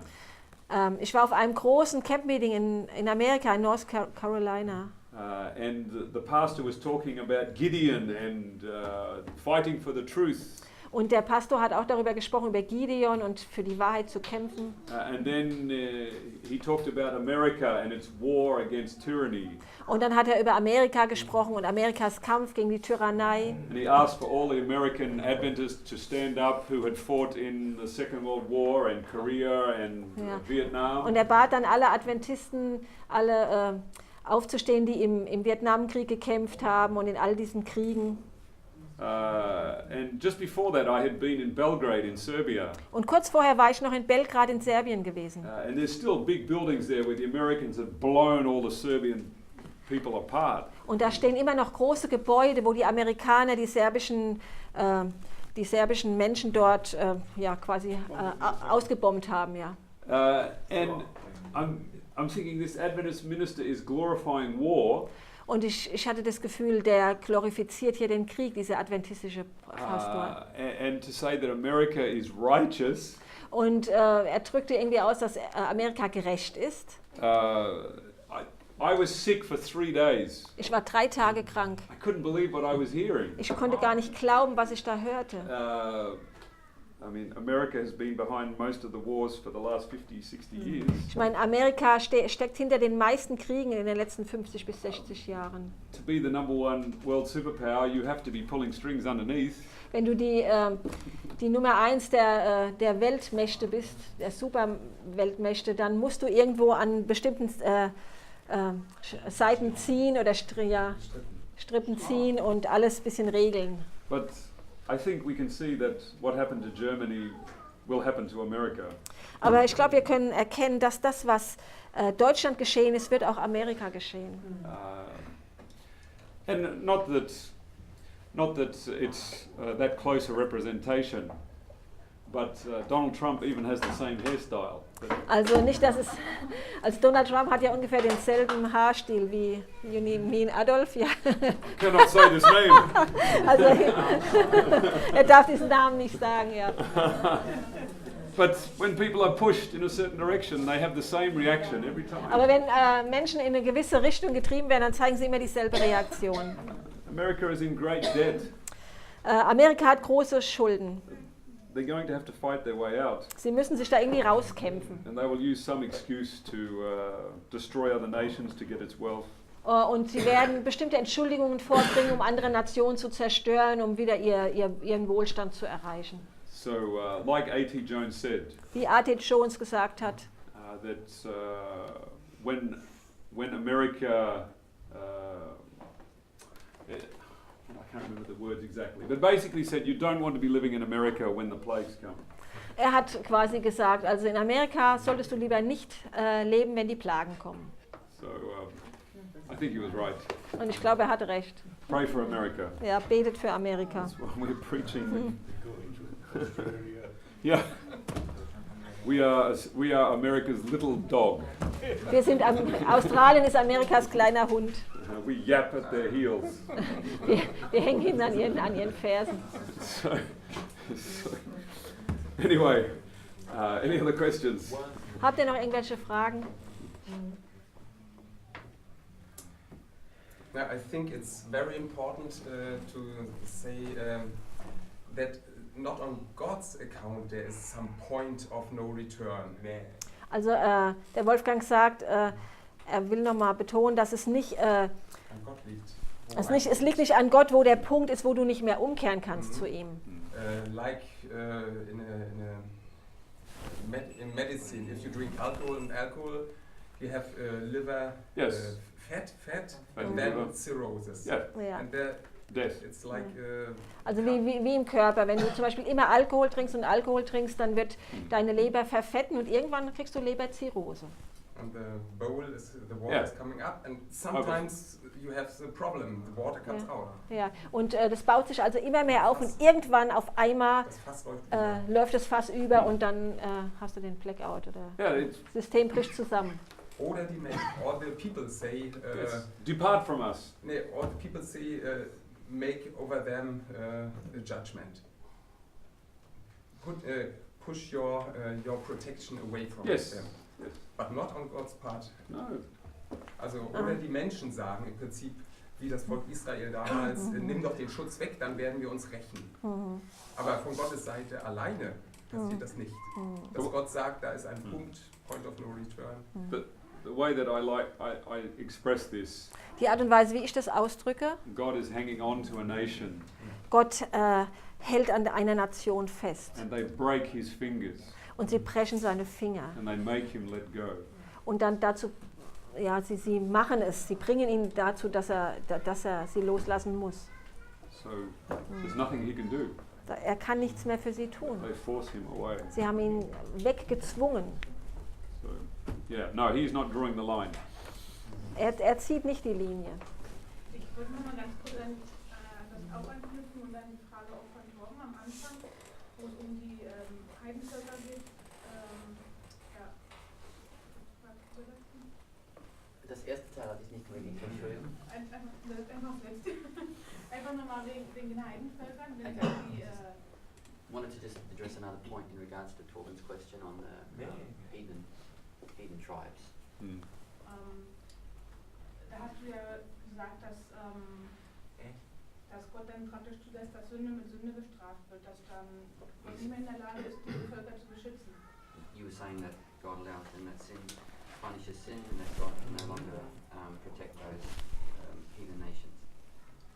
Und wenn Gott dann Israel befiehlt, eben die Völker auszurotten und ihnen den Spiegel vorhält, um ihre Herzen zu offenbaren, oder um zu offenbaren, was in ihren Herzen ist. And if God shows Israel a mirror to express to them what is actually in their own heart by giving them decrees to destroy. Was wäre dann passiert, wenn sie sich richtig entschieden hätten, so wie Mose, wenn sie jetzt an seine Gnade appelliert hätten? What would have happened if Israel had responded like Moses and appealed for mercy and grace? Das war ja eigentlich sein Zweck, warum er das gemacht hat. Was wäre dann passiert? Dann hätte Gott die Völker ja noch beschützen können. Und warum hätte er es dann machen können? Um Israel willen oder? And then obviously if they had appealed for mercy, it would have given them time. And if people had have responded, given them time and been protected, then what would be the idea behind that? Just say that again, the last part. The last part. About they're protected. Yeah, I believe that was what you were saying, Franziska? Ich habe jetzt nicht zugehört. Okay, gut. Du meintest jetzt damit, dass wenn sie dem Vorbild Mose nachgefolgt hätten? Ja, wenn die jetzt Mose nachgefolgt hätten und an seine Gnade appelliert hätten, dann hätte Gott sie ja sicher beschützt noch. So if they had made request for the same appeal Moses made for the protection of Israel, then God would have obviously protected them. They wouldn't have been destroyed. Und dann willst du wissen, was wäre dann passiert? Nee, warum er sie dann noch hätte beschützen können, weil sie hatten ja eigentlich ihre Ungerechtigkeit erfüllt und Gott war nicht mehr in der Lage, sie zu beschützen, aber wenn Israel jetzt an die Gnade appelliert hätte er sie noch beschützen können. Und warum dann? So she's connecting with the idea that when your cup of indignation is full, if Israel at that point had appealed for mercy and protection for these heathen folk, these heathen nations, what would have been the advantage to God at that point if these people have already filled the cup of their indignation? Can you continue to provide for them protection, even though the cup of iniquity is already full? What would have been the purpose behind that if Israel had asked for? Understanding what it means by the cup of iniquity is full. Zu verstehen, was es bedeutet, der Kelch ihrer Ungerechtigkeit ist voll. And how this operates. Und wie das sich auswirkt. Obviously, I'm not exactly sure. Da bin ich nicht ganz sicher darüber. But we see in the city of Nineveh. Aber wir sehen es in der Stadt von Ninive. It would appear that the cup of their iniquity was full. Es war schon so, dass ihr Kelch der Ungerechtigkeit voll war. But when they repented, aber als sie bereut haben, someone must have found the bath plug and pulled it out. Dann musste irgendjemand den Stopfen rausgezogen haben und es lief aus. Oder? So it went down. Ja. Da haben sie ja selber Buße getan, aber jetzt wenn Israel nicht dem Gebot gefolgt wäre, um sie auszurotten, dann hätte es ja nicht die Heimvölker. Also, so she's saying, well, with Nineveh, obviously there was repentance involved. Yes. But if Israel had not fulfilled the command and not done what the Lord had said and destroyed them, then obviously how would that have affected those nations? If they had not repented? No, if Israel had not destroyed those nations. But if the nations had not repented. Also wenn Israel sie zwar verschont hätte, aber die Nationen selber hätten nicht bereut. Ja. Well, Israel would have sent out the choir. Dann hätte Israel den Chor hingeschickt. And they would have sung. Und die hätten gesungen. And the people would have destroyed themselves. Und die Leute hätten sich irgendwie selbst zerstört. In their fear and their in ihrer anxiety. Angst und ja. Whatever. Das ist ja das Beispiel von Gideon. That's the example of Gideon. Yeah. They would have destroyed themselves. Sie hätten sich selbst zerstört, genau wie bei Gideon. And this is a taste of what happens at the very end for the wicked. Das ist auch eine Vorausschau auf das, was ganz am Ende mit den Bösen geschehen wird. And the best description of what happens at the very end. Die beste Beschreibung von dem, was ganz am Ende geschehen wird. Is actually you won't have this. It's in 2 Esdras. Ja, das ist im zweiten Buch Esdra. In Deutsch ist es das vierte Buch Esdra. It's in the Apocrypha. Das ist in den Apokryphen. But yeah, Wolfgang has got it. That's good because I would be too tired to translate this. Anyway, we have this in one of our 1338. 1338. And our pioneers said this is a book that Adventists should understand. Ja, Wolfgang, liest du es uns vor, wenn du es hast? Ja, ich muss erst mal finden, Moment. He's searching for it. Deutsch. So, 2. 2 Esdras 1338. 1338. 37 and 38. And this is a book that Joseph Bates said every Adventist should read and understand. Joseph Bates hat damals gesagt, jeder Adventist sollte dieses Buch lesen und verstehen. Welches Buch war das jetzt? 2. Esdra, das ist aus den Apokryphen. Aber so wie ich studiert habe, ist das im Deutschen ist das 4. Buch Esdra. Ja, ich glaube im Deutschen gibt es gar kein zweites. This is talking about the end of time. Das spricht über das Ende der Zeit. And this my son shall rebuke the wicked inventions of those nations which for their wicked life are fallen into a tempest. Vers 37, 37. Er aber, mein Sohn, wird strafen das gottlose Wesen, welches die Völker erfunden haben, welches dem Ungewitter sich nahte, wegen ihrer bösen Gedanken und Plage. Dadurch sie werden angefangen, gequält zu werden.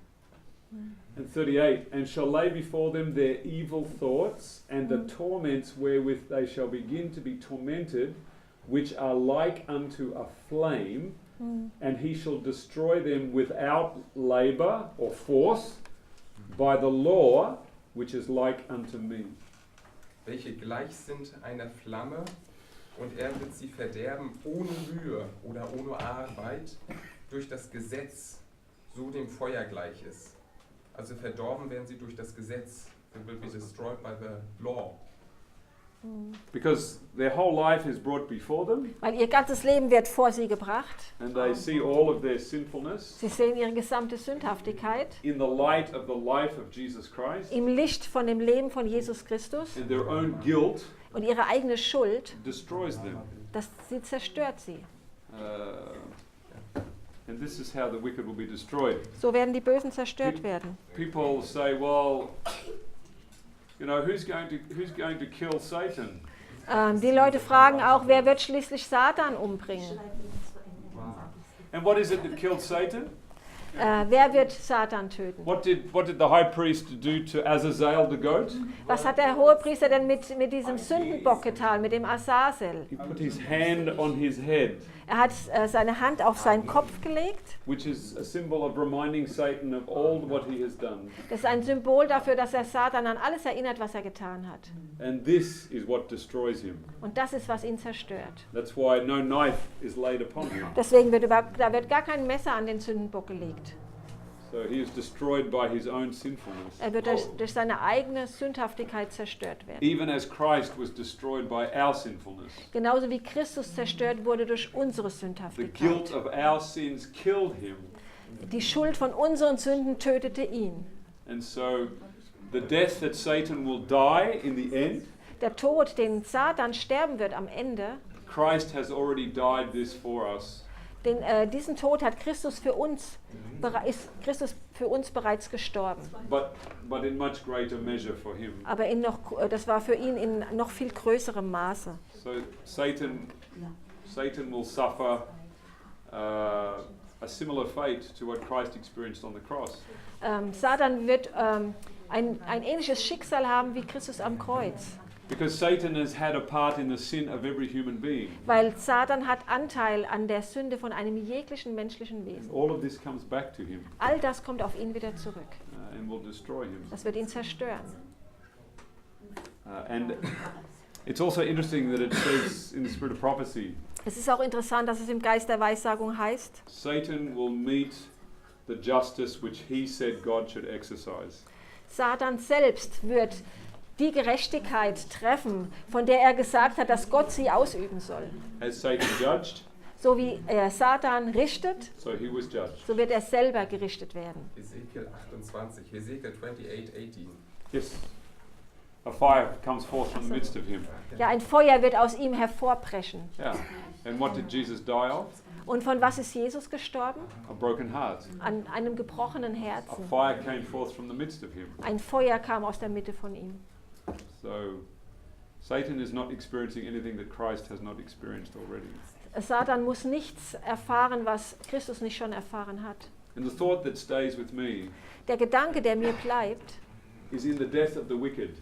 Im Tod der Bösen Christ is with them to the very end. ist Christus mit ihnen bis ganz zum Ende. He is there and experiences with them their separation and death from God. Er ist bei ihnen und erfährt mit ihnen diesen Schmerz, dieser vollkommenen Trennung von Gott. The greatest cross that Christ will ever carry is still in the future. Das größte Kreuz, das Christus jemals tragen wird, es liegt immer noch in der Zukunft. When Satan and all the wicked die. Und Satan und all die Bösen werden sterben, because he is with them outside of the camp. weil er mit ihnen ist außerhalb von Because der Stadt. you cannot have life outside of Christ. Weil du kannst kein Leben haben außerhalb von Christus. And so he suffers with them outside of the camp. Deswegen wird er mit ihnen leiden da draußen vor And der that Stadt. is love. Und das ist Liebe. Amazing.